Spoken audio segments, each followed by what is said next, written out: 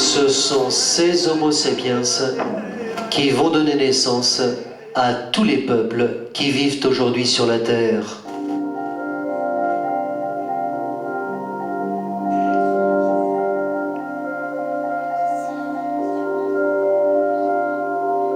Et ces peuples du monde, les voici.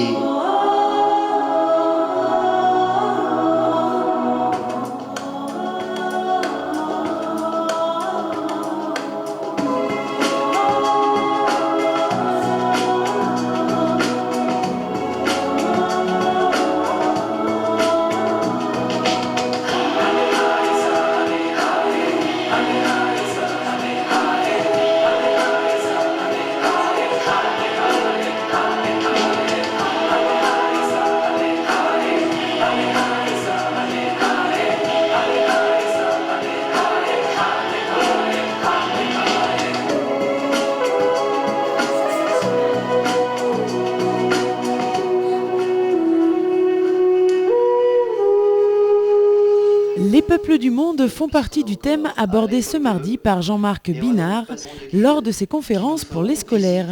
Pendant 1h15, les enfants ont découvert les différents continents de la planète, ainsi que leur population, leur mode de vie et leurs coutumes.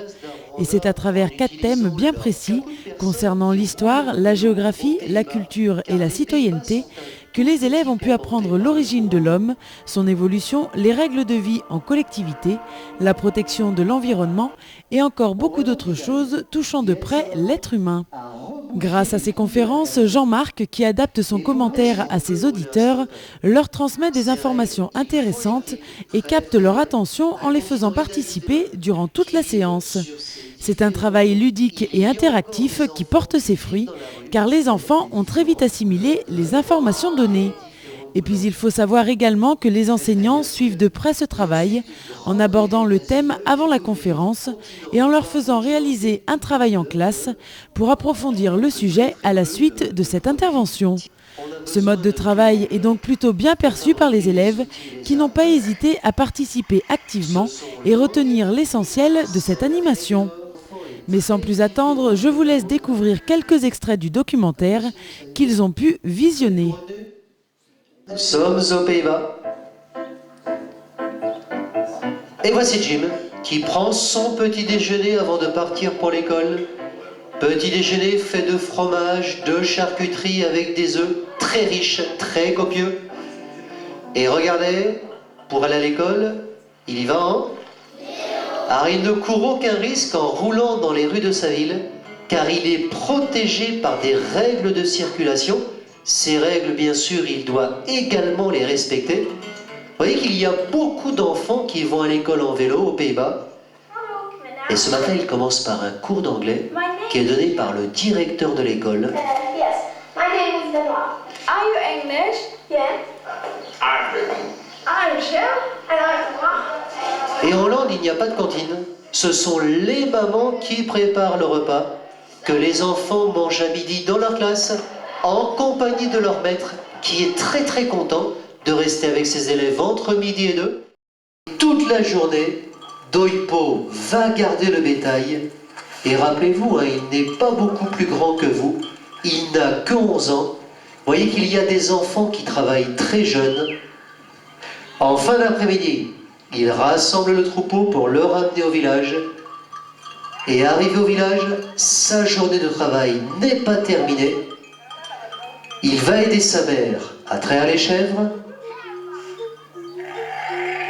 Ensuite, avec son père, il va compter les bêtes pour être sûr qu'aucune bête n'a été perdue. Et c'est seulement lorsque la nuit tombe que sa journée de travail prend fin. Il va rentrer dans la case en terre pour le repas du soir. Et tous les soirs, on mange la même chose, du maïs mélangé avec du lait. Et pourtant, ce sont des enfants qui sont heureux, car leurs parents leur apportent de l'amour. Direction la toundra. Alors, vous voyez que ce n'est pas le même bus qu'un Romba, un engin à chenilles pour rouler sur la neige. Comme ses parents sont nomades, ils vivent dans des tentes faite en peau de renne. Et pour fêter le retour de Toubaï, sa maman lui a préparé son repas préféré, un repas fait de poisson, de viande de renne, avec du thé très chaud.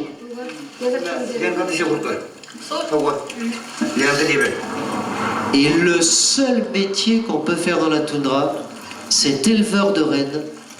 Donc le lendemain matin, son père va lui apprendre le métier d'éleveur. Comme vous avez pu le constater, ce documentaire est simple et très complet. Il permet aux enfants une bonne compréhension de l'évolution de l'homme sur la planète.